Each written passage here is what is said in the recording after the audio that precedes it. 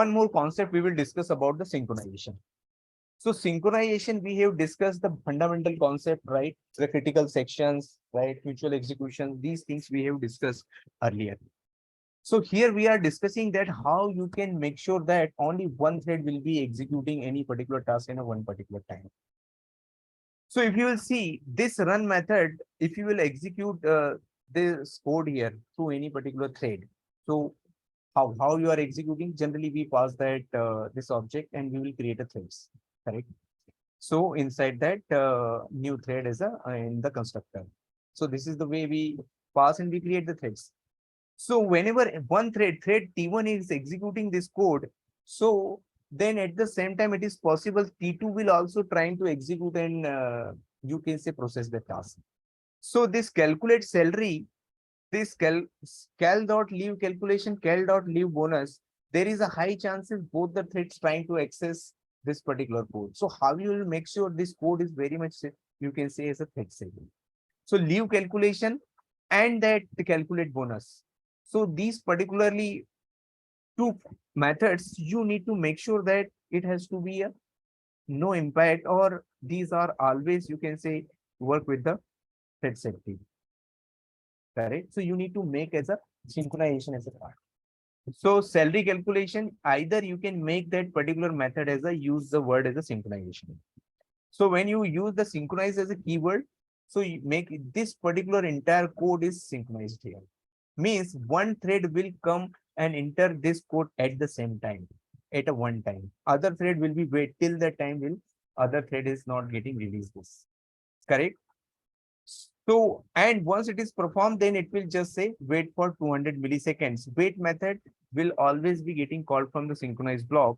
And once we call a wait method, this thread will leave the lock on the object so that other thread can come up and perform the task. So this is the one way, correct? Notify can also, you can use it. Notify method, wait, notify, and notify all. Three methods will always be, these are the object class method and will be called from the synchronize, inside the synchronize method only. So whenever you call a notify, notify means you are notifying to other threads saying that, okay, I am done my task. So most high priority thread will come and can perform the task. Or you can say notify all. So it will notify to all other threads saying that I have done my job. These methods are basically used for inter-thread communication. Okay. So when you are releasing the log, when wait method, you are just saying means you are done with the task and you are releasing the log. So ideally is what is happening here when any task you are performing, correct? At this moment, this thread will hold the lock on the object. So whenever we create an object of this calculate salary into here, right? So this thread will hold the lock on this object. Okay. That is the basically the entire concept of a locking. So you can also use that synchronize. Either you can use the synchronize as a keyword into a what we can call as into a method signature, or you can say synchronize block here. So in synchronize block, the advantage is here only particular code will be getting blocked, not the entire method. So other thread can execute this code. Only they will wait for this synchronize block only, not for entire methods. So this way you can improve the performance, but you need to make sure that this code will not be having any impact when multiple threads are executing it. Correct. So if you wanted to any particular class, if you wanted to any logic, you wanted to make it as a thread safe, you can use as a synchronized keyword.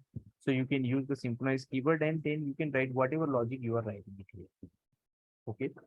So this calculate salary, we have created an object and we have called this calculate dot leave calculation. Correct. And then thread T1 is dot start. So T1 will, once we are creating, it will be ready to run and then it will start executing this task. Then we will, this T2 thread will start and it will say that T2 thread will perform the task and come and executing. But you cannot make sure which thread will be coming on which particular line because this inter-thread communication, or maybe it will be basically managed by the thread scheduler. So you need to make sure this inter-thread communication, or when you are working with multiple threads, so it is not impacting to operation for each other. So for that, you can just make a guard for a particularly a synchronized block. correct? If you are adding any more method, this method here, let's say public void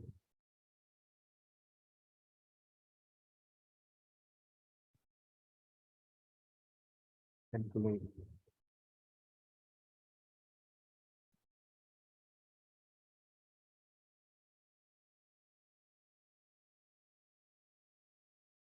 process employee details, right? And I'm just saying system dot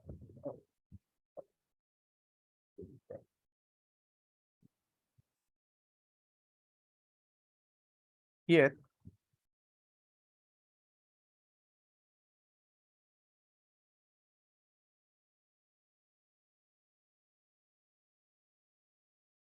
processed. So this method is basically not a, let's say, in that scenario, both the threads can come and execute task at any particular time. So you can visualize that something you can think.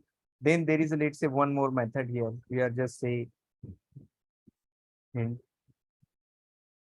counter is equal to 7. Here you can say counter plus plus, correct? Something you can just and just give an example. So there is a high chances one thread is here, another thread is coming into line number 28, and this another thread is line number 29. So if one thread is trying to get the counter value is 7, another thread is trying to do a counter value is plus plus. So same way, actually the counter value will be after through two threads, it will be the 9. But there is a high chances there is a threads both will print as a 8. Because this code, both the threads are coming at the same time is line number 28 and line number one thread is coming in 28, another thread is 29. Then this the thread which is coming into a counter 28 will not be getting updated value of a counter. The value will be remain same. So how you will make sure this particular code will be guarded here, right? So this is one of the example I can just say. So you need to make it as a synchronized here. Another thing is, so this is the way you can make that synchronization.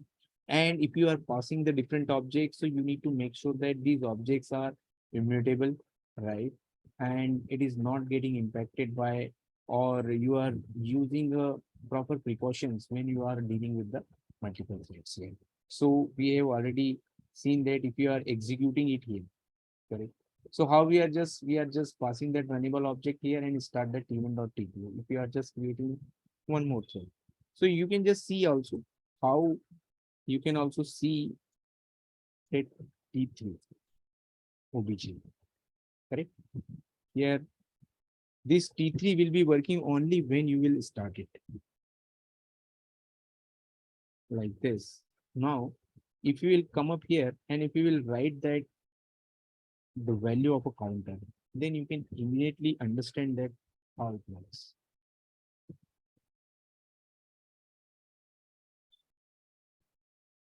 right?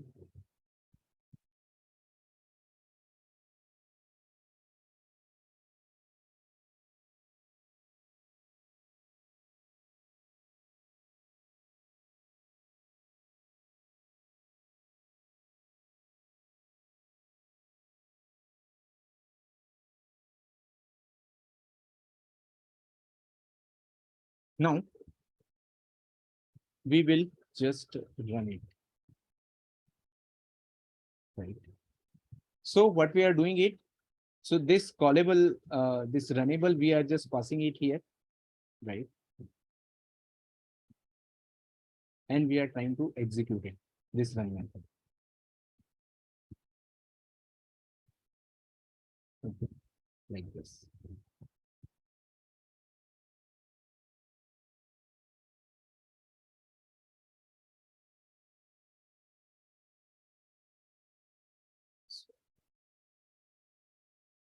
Right. We are not executing from the execute operation.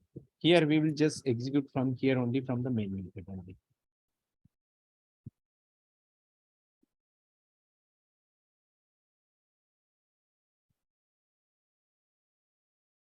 Oh, so this method we haven't called it here.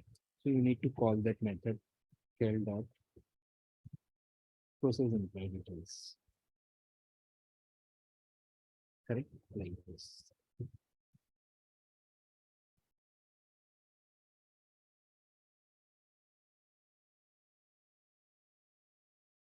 So you see the value of counter is 8. Value of counter is 8.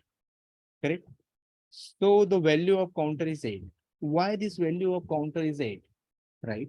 Ideally, it should be there is a 3 threads.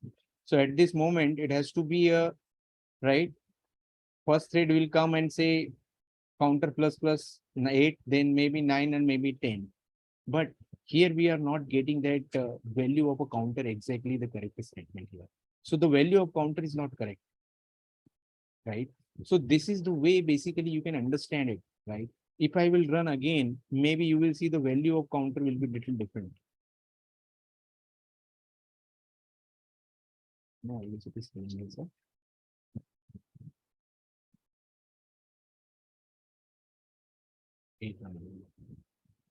So this is the way you can understand it. Uh, how the things, okay, oh no. I guess little bit we need to make it as a int counter, we need to initialize outside.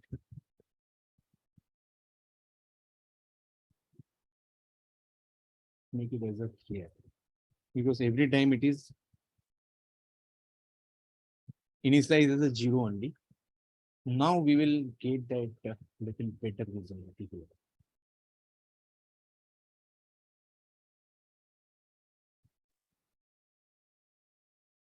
right?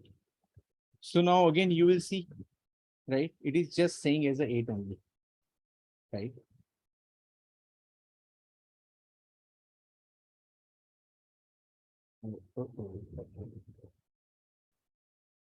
And we can do one more thing here. We can make this, let's, it is a class. Now, every time whenever your new thread is trying to execute, it will not call. So this object is all the class level objects are shareable objects, right? So in that, this is not a thread set, correct? That is we have already discussed. Now you will see how it will behave and it will perform.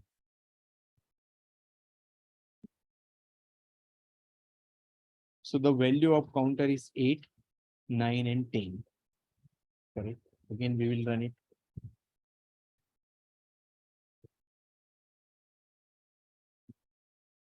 8, 9, and 10. So as of now, it is a very short this code here, right? 2 line or 3 line code. So that's why we can just say, but if you have a much more weight and you can say the lengthy code, then you will see the impact of it. Correct. But you will see, right? This is object is the class level object, correct? This object is all 3 threads are trying to access it. And you are writing, this is the way you will write it, because you will not write each and everything into a run method. You will put it in some other class. Then this particular thread will hold the object on that class and process it, right? So that's the way you can just think and you can say write a much more complex code and you can have a much more different scenarios.